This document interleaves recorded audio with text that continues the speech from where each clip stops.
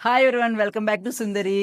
మన దగ్గర dress materials చూసుంటారు మీరు. మంగళగిరిలో డ్రెస్ మెటీరియల్స్ ఉంటాయి జనరల్‌గా. కాకపోతే ఇవి చూడండి డ్రెసెస్ కుట్టించామన్నమాట. మంగళగిరి డ్రెస్ మెటీరియల్స్ తీసుకొని స్టిచ్చింగ్ చేయించాము. చాలామంది నా దగ్గరికొచ్చినోళ్ళు, స్టోర్‌కొచ్చినోళ్ళు, "మంగళగిరి కూడా మీరు స్టిచ్చింగ్ చేయించి పెట్టొచ్చు కదండీ! ఒకసారి మాకు కొంచెం స్టిచ్చింగ్‌కి ఇబ్బందిగా ఉంటుంది. సరిగ్గా ఇవ్వట్లేదు, ఫినిషింగ్ ఉండట్లేదు" అది ఇది అని అడిగారు.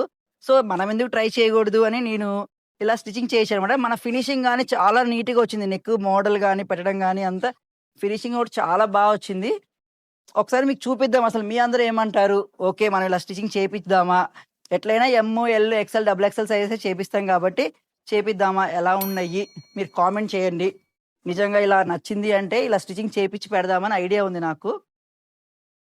సో, ఇది పట్టు, ఇవి కాటన్ మీద. కాటన్ కూడా స్టిచింగ్ చేపిచ్చారనమాట.